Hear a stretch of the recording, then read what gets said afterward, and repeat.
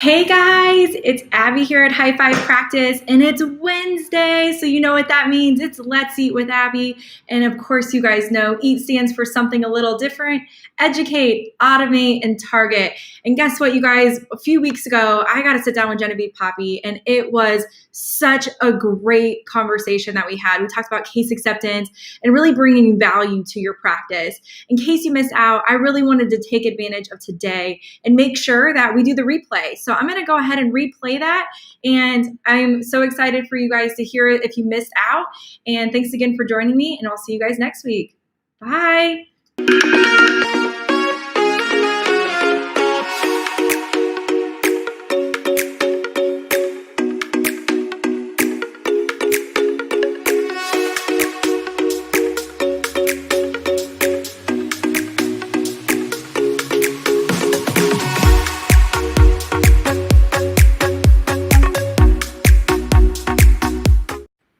Hey everyone, it's Abby here with High Five Practice. Thanks all of you for joining us on this segment where we get to eat together every Wednesday at 12 p.m. Central Time. Only as you guys know, when I say eat, I mean something a little different than food.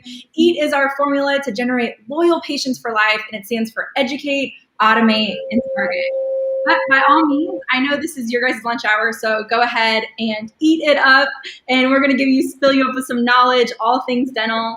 And who better than my guest today? I have a very special guest, Genevieve Poppe. She's the CEO of Poppe Practice Management. And she's going to talk about patient calls, how to increase case acceptance in the office, on the phone, and some amazing tips about mind shift and how she implements what she implements the most successful practices she has today. So Genevieve, yay! Thank you. Thank you for having me. I hope that you cannot hear this. We've timed this for the fire alarm check, outside. So there's a siren going right now outside my building, but I hope you guys don't have to hear it. If you can, it should be over shortly. Alarms, terrible timing. It goes off at noon, the first Wednesday of every month, and I just didn't even think about it. So, safety first. Good start to this segment. But yeah, I am excited to always talk case acceptance because really, fixing your case acceptance, improving your case acceptance, even fractionally in a dental office, not only helps more of our patients get the care that they want and need, it's a significant revenue boost for not a lot more work. So it helps us to be practices that are not so reliant on new patients, but really know how to take good care of the patients that we have. And then our new patients are creating growth instead of just filling in blanks. Absolutely. Yeah. And it's just being a part of making it easier for them to accept treatment. And what I love about what you talk about is even just as simple as the verbiage, how it's being communicated, how the patient understands. We like to always talk about the control that the patient has. And then if they feel like they have more control, therefore they'll accept it because they don't understand it's over their head. So I love how you always talk about the mind shift and how to make it easy and just the verbiage that you use. So what are some tips that you give people as far as let me say more about that because I teach a lot. Can you hear this? I can hear it, yeah, but it's okay. It's not it's not overpowering your voice. All right, okay. So get my mind right now. I teach a lot of verbiage when it comes to treatment acceptance, and I'll definitely share my best words and my favorite things to say any day of the week. I'll give you guys my best tips today, but I think that the main reason that I am good at case acceptance is the way I think about it. And that's really what I try to teach people. And by that, I mean, I don't believe that most patients walk to the front desk not wanting to do their treatment. I believe that most people want to do the treatment they need, and that dentistry has produced a system where we present treatment and fees sort of with this idea like, I'm going to share this information. We'll see if you want to do it. And what I really want them to think about it is like, let's figure out how we do this for this patient.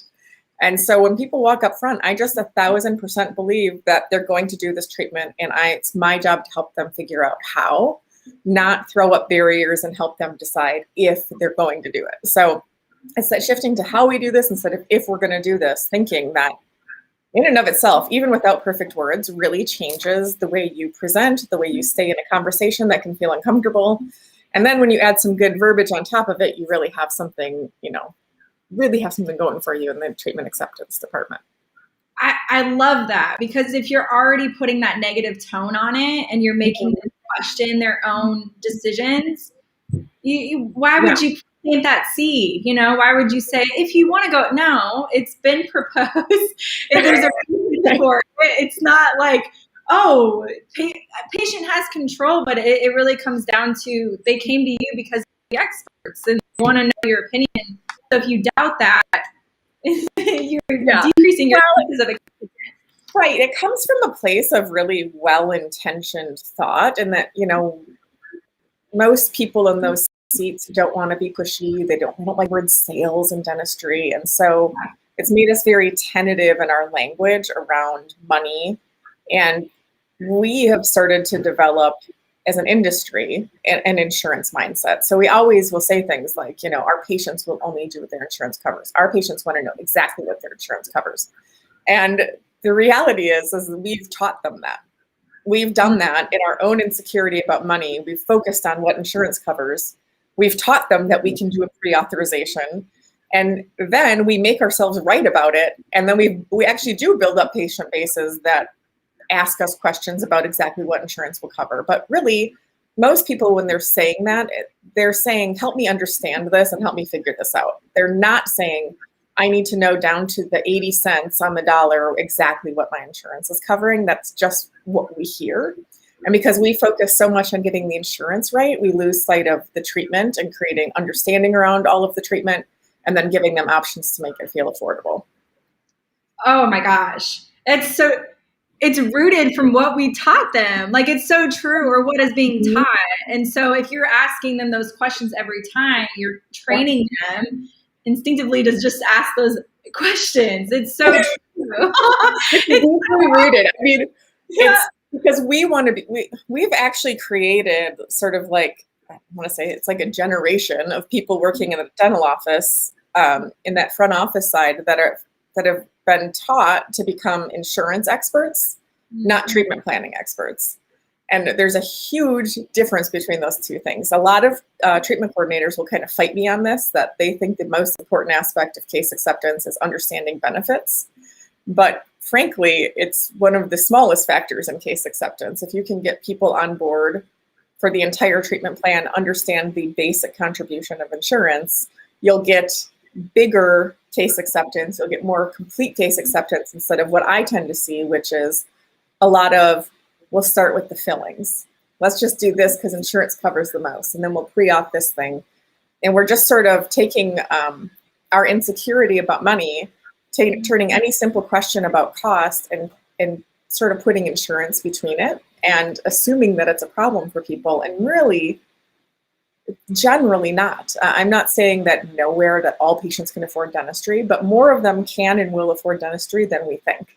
Right. And that's not just a local thing. I mean, I work with offices everywhere. I was actually just taking a look at, I got my mid-year reports from all of my dental intel clients, right? So not all of my clients are on it, but it's kind of fun to see like how people are up from last year. Of course, it's easy to be up from last year because we had the shutdown at the beginning of last year. Right. But like my average office right now is up between 45 and 65%. Wow. Some of them over 100% from last year. And a lot of that, I can tell you, comes from focusing in on not new patient growth, even though I do a lot with new patients, right? People come to me all the time to help them with new patient phone calls and new patient stuff, but it's focusing on maximizing what we have. And you pair that with a great automated system, a great follow-up system. It's just really critical that we don't kill it before it leaves. Because if we get them to a no before they go, right? If we've already got them convinced they can't do this, then no amount of follow-up calls or automated follow-ups will help them change their mind. Right. So the conversations that we have both in the first phone call and then, as we're presenting treatment and fees to begin with, are just really, I think we underestimate them. We don't provide nearly enough training for them. And when we do, we focus on the wrong thing. Yeah. And I love this brings a good point up too, because even when you said like rooting at what we educate our patients is bringing them the questions, that's also kind of what we're, when you're talking about new patients, we find all the time, because that's our niche, is your existing patients, and making sure that you're educating them and you're, taking care of them, making it easy for them to act through emails and text messages.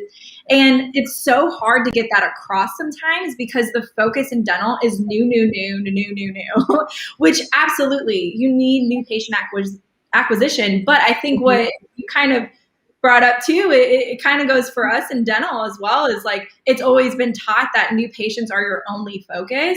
And there's so much opportunity with your current patients, your current treatment that already has been proposed. You've already done the hard work of making sure the patient has been proposed the treatment, they understand what it is. But then I know the biggest thing that you talk about is the handoff, right? And then it goes from the doctor to another person. But it's realizing how important that is. You didn't just get them as a new patient for them to walk out the back door. You got them as a new patient to propose treatment and to help them and to make sure that they do have the services and the treatment done for them to live happy and healthy. So I think there's that loss of, letting people know there's so much opportunity if you educate your patients on those chances and what their treatment is and why that's important, and not focus on money. Or address the questions about money head on and make sure that they understand their options. But it's not, the focus isn't around money. To your point, that's always sometimes lost. Like, I might not be able to afford it because you're basically insinuating I can't afford it, right? Like, but maybe I can if you tell me how I can break up payments, or if you have a membership plan, or, like, what are my other options? I wouldn't know that if I wasn't in dental. And I would hope that offices educate that and talk about that. I think that it's not so much that they don't ever offer it up. It's just what I watch happen is a lot of people in dentistry are just super conflict averse. They're caretakers, they're high empathy people, they're conflict averse. So something that feels like a no or a pushback is uncomfortable for them. And so what they're doing almost always is preparing for the worst case scenario. They take the worst instance of the one person not understanding their bill, and then they apply that type of financial explanation to everybody else so that we never have another person who's mad about $17 ever again. And, we take the worst scenarios and then we build forward conversations. We're like always prepped for the worst. And so even when there isn't an objection, what I'll observe, and people don't realize this until I catch them, I record them, or whatever I have, I just observe them. What a lot of teams will do is actually throw out the objections almost to get them over with, right? So they'll be like, but insurance doesn't cover very much of this, so I don't know if you want to do it. And they will actually put out the problem there. Then it feels like so true. Yeah. And but they're just doing it to get it over with because they don't want to run into it later and then have a person be mad at them about it. And so they often create obstacles where there wouldn't have been one, where that wasn't really a problem to start with. And it's human nature. It's like a protective thing for something that feels uncomfortable. They don't want to get in an uncomfortable situation, so they just control it. So they just get that stuff out, even though a lot of times it wouldn't have been an issue or wouldn't come up. And so then when we throw it out, it brings up things like, well, what do you mean? Well, what exactly is that going to? And then it further supports our people only want to do what insurance covers. They only want to do they want to know exactly what this is going to be. And it's a lot of times it comes out from the order in which we discuss these things. So it's really backwards, but I totally understand it. And it sometimes takes this crazy leap of faith for people to try it a different way. And so that's where I teach this idea of keeping it simple, right? When we're presenting insurance and money, you really have to keep that language simple and then answer questions, because different people will have different objections. People will have different things that might hold it up. So when I present any treatment plan, especially with insurance, people will come up to the front desk, and I might be in a consult room, I might be at the front desk, I'll have the treatment plan printed, and I will slide it across so you have all the information. But I'm not going to focus on the individual lines. I'm not going to focus on what insurance does and doesn't cover per thing and where the deductible is going to apply. And I'm not going to give this well-intentioned insurance explanation. I'm just going to say, okay, Abby, to get you all fixed up on the upper right, it's going to be $1,500. Looks like we should get about $800 from your insurance. So I'm going to have you take care of $700 when you come in. And then if there's anything left over after insurance pays me, I'll settle up with you then. How does that sound? And I leave it there. Yeah. Right? Most people will actually say, that sounds fine. That sounds good. Let's do it. And that's it. That's where it happens, yeah. Right? And some people will be like, oh, that sounds like a lot, right? That sounds like kind of a lot. And I'll say, oh, but would it be easier if we split it up into a couple payments, or we can do payments as low as this much with, our financing partner Care Credit, right? We can give them options if they need them. Some people might say, how do you know how much insurance is going to contribute? And then I can say, well, we never can tell for sure. I can tell you the total is this much.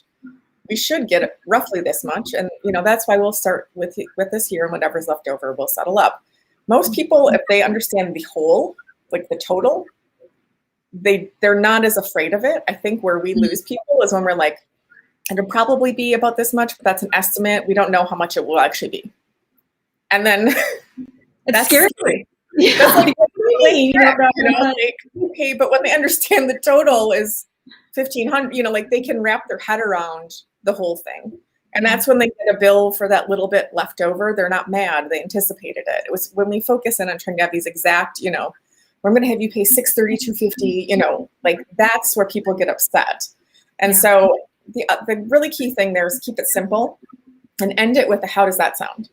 Because a lot of times we give big, long explanations, and then we'll say something like, do you have any questions? And if you are a person who asks that, what you'll notice is a lot of people will say no.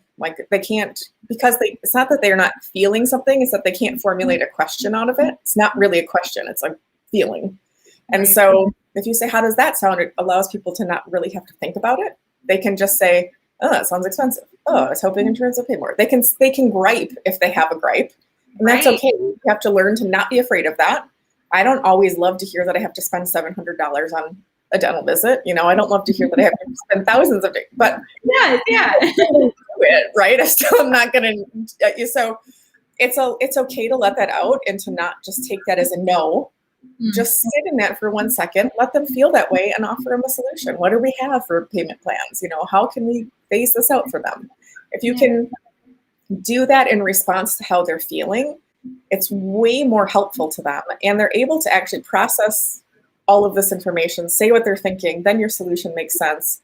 Instead, we try to say every single thing they need to know based on every terrible conversation we've ever had, and then expect them to sort of sort through it. And that just doesn't work very much of the time. I love how you're opening up the conversation too. It's making that heard moment happen. You can ask, how does that sound? You're creating that relationship. You're part of this. You're, this is your time to talk or say.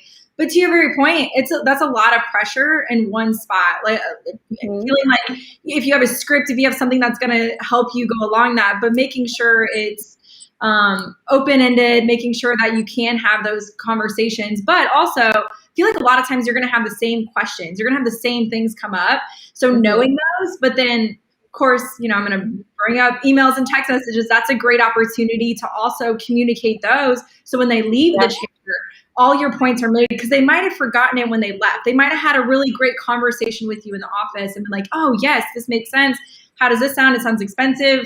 You brought up all these examples, but maybe they're thinking about money still, or it makes sense. And then by the time they leave and their spouse asks them about it, it doesn't make sense anymore. Right. So having that verbiage in front of you and being like, hey, remember we talked about this, and you can automate that. You can make sure that that same message is happening to make it smooth for your team, but then also the patient has that conversation, whether it's with you or not. They have answers that are made. They have the answers and these talking points. I think also what's important to communicate in that automation is not just, as sometimes as dental people, we sort of focus on the consequences, right? Here's why you should do this. Here's our education can overdo it without it can put people feeling like blamed or embarrassed or shamed. And what we don't serve up enough of is how they can do it. Like, so here's options, right? Let's get started with this, or, we can do this for payments as low as this much. We don't stick in those discomfort, those uncomfortable moments long enough to help people find a way to do it. And a lot of times we misinterpret that first grumble from them as them being mad, or they're not going to do it, or they only care about money. Or, we get super snarky about this because it's our problem in dentistry. Like, we're not good at this. So what we do is we blame our patients, and we say, like, they're insurance-driven patients, or my favorite is they don't value their teeth, right? Like, isn't that such a snobby thing to say? Like, that's a huge assumption. That is a huge assumption about them. Maybe they do really value their teeth, and they feel like what we've offered up to them is impossible because we didn't stay in it. We didn't let them say that that's not on their realm of possibility. And shame on us for being so judgy and not helping them figure out how to do it. I just really think it's the how. Like, if everybody listening could just change their mindset today to how can this person do this? I think you would find people's response to you so totally different. Not why you should do this, not if you should do this, but like how. Let's figure out how to do it. I don't think most people show up for their dental appointment knowing they're going to get an exam, asking for our opinion about how they can be healthy with the intention to not do it. Like, I just don't think that's really the common position of most humans. Yeah. And to your very point, we have the caretaker mindset. Utilize that to its advantage. Not that I think it's always key to make sure you don't just assume what people are going through or have, but to your point of asking the how and trying to understand. Everybody's different, but yet the same at the same time. So making sure that you are opening that conversation and why are you overwhelmed? How can we help you? How can we make sure we get the smile that you want? How can we get you healthy now so you don't have to worry about it later? Making sure that they feel part of it is so key. And if they're still confused, that's not the patient's fault. That's your fault for the delivery of how you're communicating it.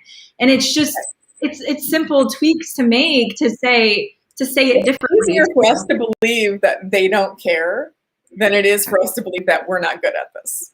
Right. Yes. And that's just the reality. And that's not a slight at anybody. That's talking about all of the way we communicate in dentistry is about the whys. It's all educating people. And then when we get to the money, it becomes an if. And we are so uncomfortable having that discussion and like helping people. I've talked to people who are like, I will never apply for financing with a patient because if they get declined, I'm so embarrassed. And I'm like, well, if they get declined, they're embarrassed. What else can we do for them? So, just like, to me, you see this, you see data of unscheduled treatment. Yes. Most of it is not cosmetic. 95% of it, of the stuff that's going undone in our offices is not elective stuff. And so a lot of times when I'll print like unscheduled treatment reports for people, they're like, well, this is all people who have multiple options, and this is all cosmetic stuff, and this is like the stuff we want to throw out. But that's not really true. And I can tell you it for sure. I've dug through it hundreds and hundreds of times. A lot of what's not getting done is stuff that our patients need, and it's only getting worse for them. And so I don't feel like it's pushy. I feel like it's helpful. And I think if you're uncomfortable with money, that's just a different way to feel about it. And feeling about a different way about something can be so helpful in your own comfort in approaching it. And the outcome can just be, it can be so dramatic, like people actually cringe when I told them that I once called a young girl's grandma to see if she would co-sign on care credit for her. And they're like, what? And I'm like, listen, I had a young girl that fell and broke her front teeth. I know that any grandma on the planet would want to help their granddaughter fix their front teeth again. I don't think that's being pushy. The granddaughter cried and thanked me. And, we've got her fixed up. And I think like you provide somebody willing to just stay in it with you. Yeah. And, it's so easy to assume the worst of people in those moments. But it's just if you can push through your own discomfort, you will find that people are so grateful when they get fixed up, and they're so committed and loyal to you after that, that it's a really huge practice builder to help people through difficult moments like that. Yeah, building trust. That's all you're doing. You're creating a relationship. You're there for them. And I love that, because it's just building that relationship. It's making sure they feel heard. It's opening the conversation. We notice this with automated messages.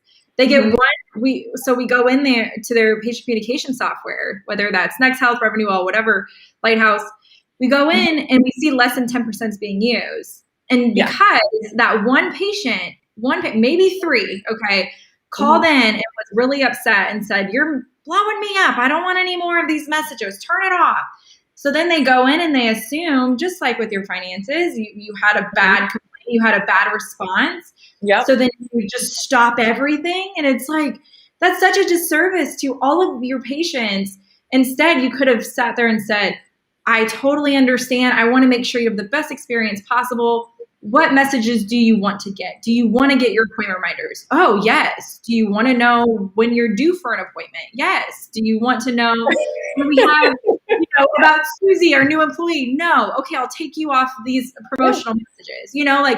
It's that worst case scenario thinking that I'm talking about, right? We take the one thing and then we adjust the masses to the few, and it's not the logical thing to do, but it is the common reaction. Like, we don't want anybody else to be mad. Yes. And I find that a lot of people, when they say people are getting mad, it's an instance of one.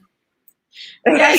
It's that's like, what I always ask. How many people are upset? That's always, because also people, in our case, it'll come to you like, people are really mad about this. And I'm like, okay, well, how many people? Yes. Because actually, I'm actually happy if my messaging is consistent enough that it annoyed somebody.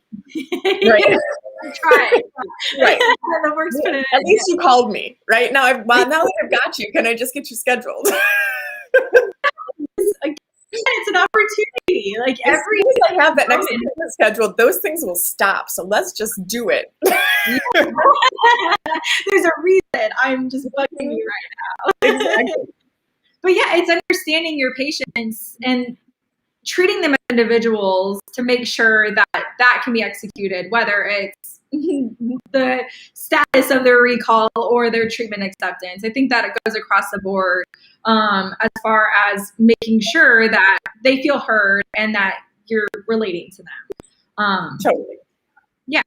So, okay, you kind of brought this up, and I'm curious, since we talk about patient retention a lot, why do you feel that it's like typically lost? Like, why do you feel that retention sometimes isn't the focus? Because that you go into these practices and you talk about how to communicate to the current patients and how to keep the existing patients. Mm-hmm. But why do you think it's lost sometimes in dental? That's a really good question. And I think the answer is stuff that people might not have on their radar. One is that, and I say this with great affection for automated systems, is that that's not in and of itself enough. So it's like, we have this set it and forget it. Somebody set up patient communication software 3 years ago, and now that's recared. Like, that's it. That's literally the only effort being made. No, we don't even know if it's working. Sometimes people are like, yeah, I don't even know who knows the password to this thing anymore. I mean, it's that underutilized, right? And so there's that part of it. But then I think the other thing is, that's really interesting. I see this as a symptom in practices that are busy, right? So if their schedule is full, then they're not calling recare. Yes. And so what happens is their practice stays exactly the same size forever, right? So new patients fill in, the schedule's full, so I'm not calling anybody who's overdue. We just stay the same. And I don't know that that's really on the radar of a lot of owners or a lot of practice managers, that if you're seeing 40 new patients a month and you're not ultimately adding hygiene time, you're not growing, right? You're just staying the same. You're churning, which means you are suffering patient attrition. And that's an expensive way to stay afloat. It's a really inefficient way to stay afloat. And most practices that I know are not looking to remain stagnant. And so if they have this idea that if they are full, they're good.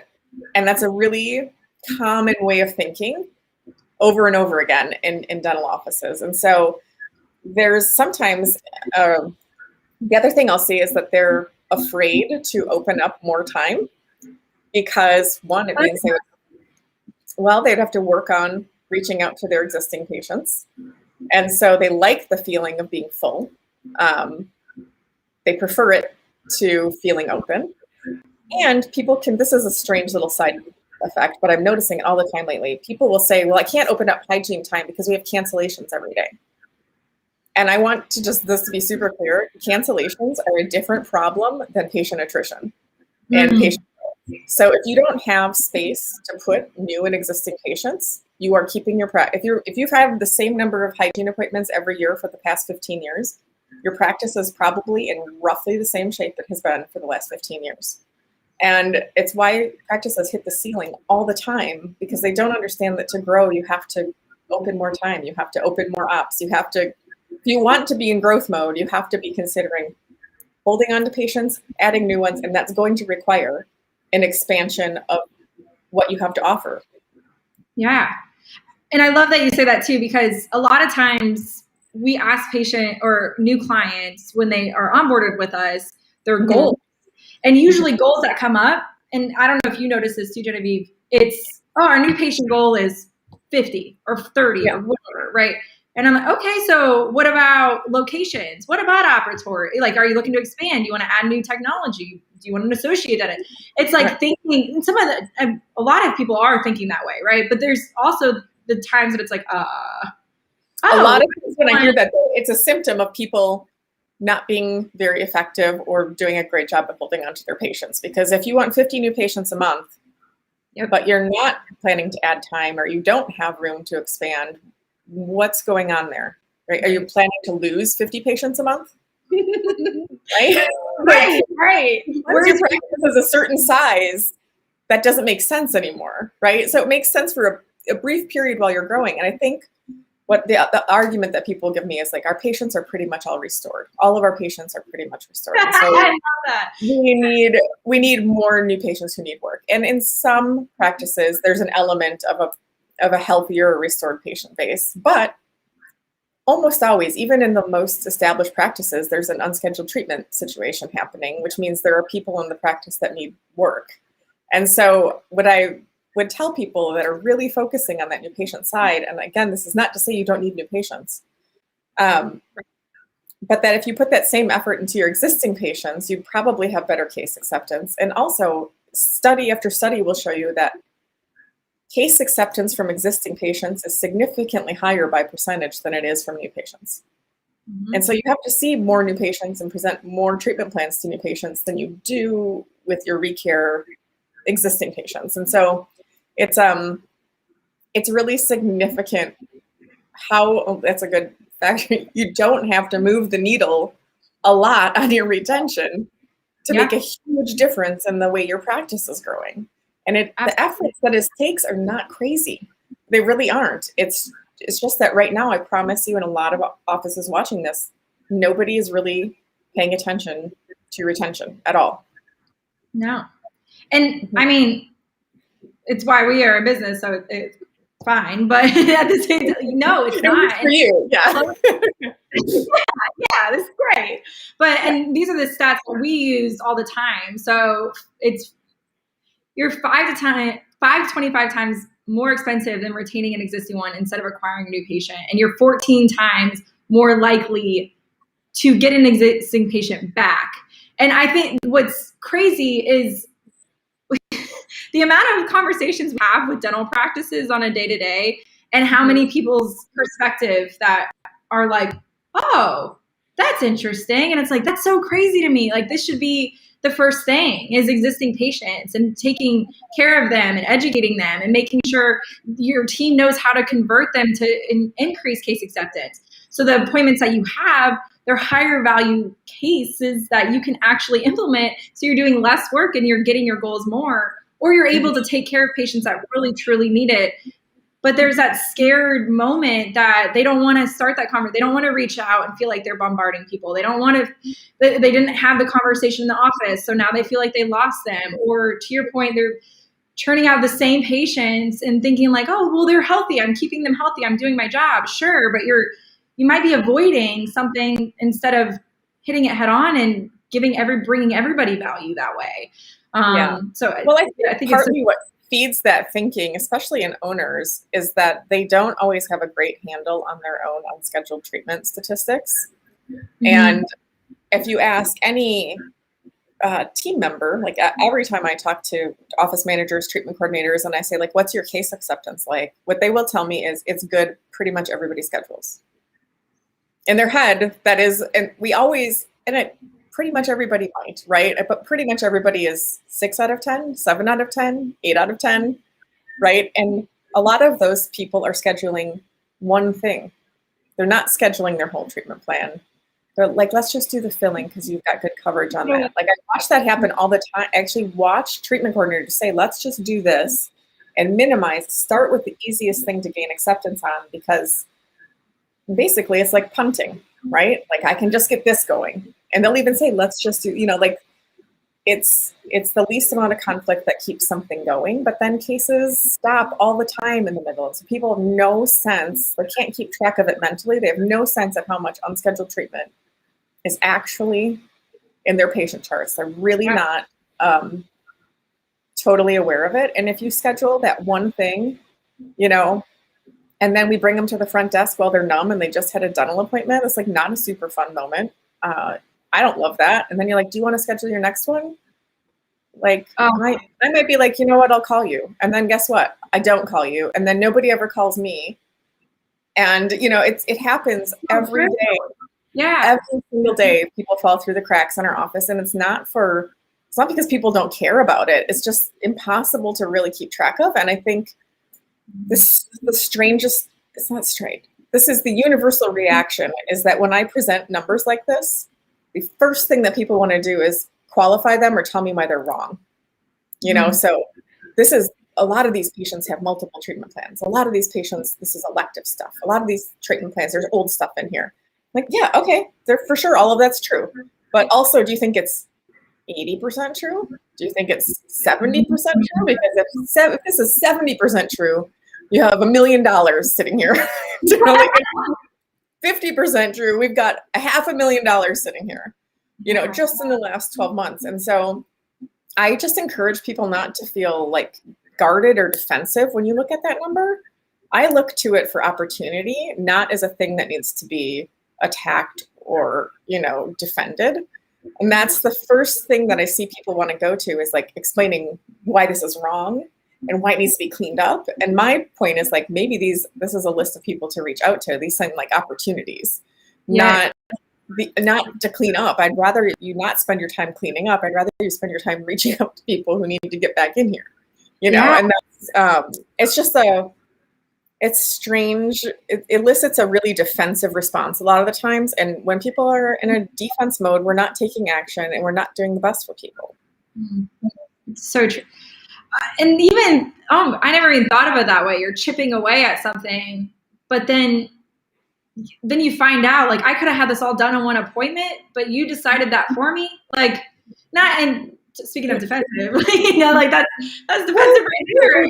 We do decide that for people. We assume a lot about people. And I can just tell you, in years and years of treatment acceptance and treatment presentation, what I know for sure is that you can never tell.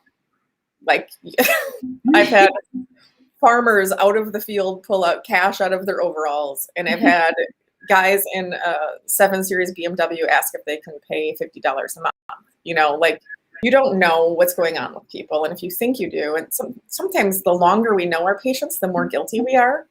They said no that one time, so now we don't want to ask him again, or he's not ready to do this. We shut it down a lot. Yeah. I watch it happen all the time, from operatory to the desk. So when the doctor says you need this thing, typically the patient will sort of gripe to the hygienist or assistant, like, oh, I can't believe I need this, and da-da-da. Then by the time it walks up front, it turns into like, Bill needs a crown, but he doesn't want to do it. It's so I've got no shot at it now, right?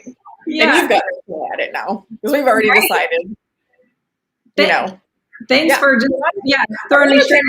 Put a note in the chart: patient needs crown but doesn't want to do it. And so then the next time they come around, we won't even mention it because we don't want to. It's. I mean, I sound like I'm griping, but it's just, to me, it's really sad because we don't approach conversations with patients because of our own discomfort, because we're afraid of it. And, that's what we're there to do. And what are tips that you have to get out? I know that's hard, and I know every individual has different things, but what have you seen work to get people out of that? I know you said the how, but like, that's a hard thing to uncover, especially if you've been doing it for like 20, 30 years. How in the heck are you going to stop doing that? How are you going to break that? A lot of clinical team members do not realize what they're doing. And weirdly, I don't think the treatment coordinators or office managers understand it fully either. They just take it at face value. So they don't say, hey, stop doing that. But we just sort of accept it. Like, okay, well, you don't want to do it.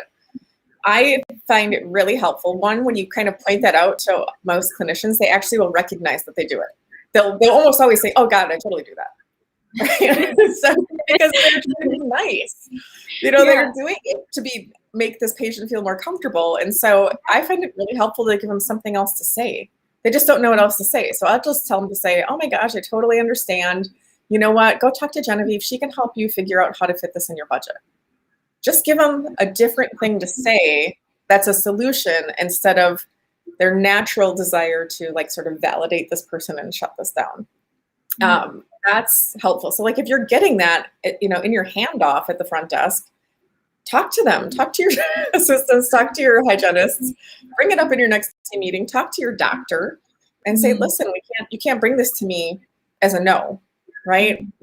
We might need to find a solution for him, but don't bring it already done. That's impossible. That's so key. Like opening that line of communication with your team too. I had Kevin last week and we were talking about culture and, how to implement those open conversations. And I think that is crucial, especially even if there's been a team member, maybe the hygienist has been there for 30 years and the front's somebody new and they're trying to do something different, but they, you're kind of, oh, but I'm the new person. So it's making sure that I love that. Just bringing it up to the team. Like, I know you don't mean to be doing this, but this is how it's coming to me. They totally don't mean to be doing it. I promise you. Every person I ever bring that up to, they're like, oh yeah, I do that. They can hear themselves doing it. Right. And what's strange is there's so many things like that happen in a dental office that I think we train people very positionally in dental offices. So they don't always piece together their role to another. They're not always like, it seems obvious that, somebody at the front or an office manager should say to a doctor, like, hey, we need to expand hygiene time so that we can accommodate more patients. Or if we want to see 50 new patients a month, we need to have 50 spaces to see them. And we don't have that, these are things that seem apparent, but I think our dental teams, a lot of times, especially up front, are spread really thin and often exist in sort of a survive the day mode. And so they're not thinking about that stuff. And, our owners don't always have it on their radar. They're just like, well, we're booked out 3 months, we're good. Like, they're happy, but they don't understand, that they're stuck, that they've hit a ceiling and their practice isn't getting any bigger from this point. Yeah. And really it's everybody's in your own role too. So bringing to light what your role and what you need from the team or the patients. And that's great. Opening that communication of the owner's not thinking about it. Maybe that's your opportunity to bring it up and in those morning huddles or in those open conversations that you have with the team to make sure everybody is on board. Because you can't get mad at them if they don't know. Again, same with the patient. If they don't know, it's not their fault. You need to be the one to tell them. You need to be the one to educate them to make sure that they do know, to keep everybody happy and healthy and what have you. So yeah, totally. There's so many factors to case acceptance and to retention and to really growing a practice versus just staying busy that are not easy to like see black and white day to day. Like you have to know what you're looking for. And I also think that we elevate a lot of people into office manager roles that don't necessarily know that their doctor would want to hear or know those things from them. They don't, like it doesn't occur to them to bring that to their doctor because they think their doctor, it's just like neither one of them are really thinking about it. But I promise you, most docs would be thrilled if you were thinking about their business. If you were saying, hey, I really think, we've got this many unscheduled patients, and we're averaging this many new patients a month. I think we need at least a day a week of hygiene added. Like that's well, you're just and you can do that math for them. And I just encourage people to like take a moment to get out of the weeds and look at that stuff without defense, without feeling like you have to, like it's wrong or bad. It's just an opportunity. Like chances are your practice is already doing pretty good, but there's always something else that can be done to take it to the next level.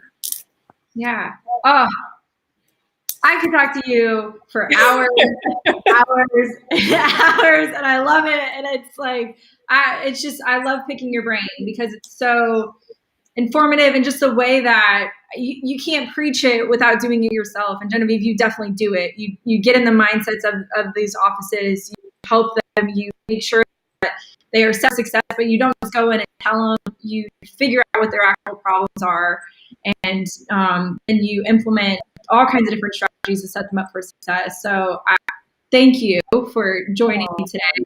If anybody, I can talk about this stuff all day. I know, same, but I always love talking about it with you. If there is anybody out there that wants to work with you, Genevieve, or wants to pick your brain as well, how can they contact you? Well, you can go to my website, or you can call or text me. Backwards. You can go to my website. There's actually a link there to schedule a call with me. Sometimes that's the easiest.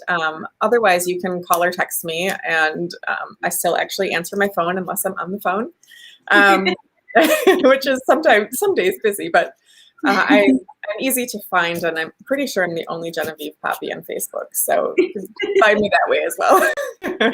Google, yeah. Okay. LinkedIn, any of those places. I'm very accessible. Yeah. Well, again, thank you so much for joining me today for lunch. I can't wait to have you back in the near future. Everyone, thank you for joining us as well. We'll see you next week for lunch at 12 p.m. Central Time right here on Let's Eat with Abbey. Next week, I'll be joining Katie at Smile Advantage. She's going to talk about the advantages of a membership program with patient communications. So we'll see everybody next week. And Genevieve, yeah. Okay. Have fun with Katie. All right. Well, thanks again, and have a good day, everybody. Bye. Bye.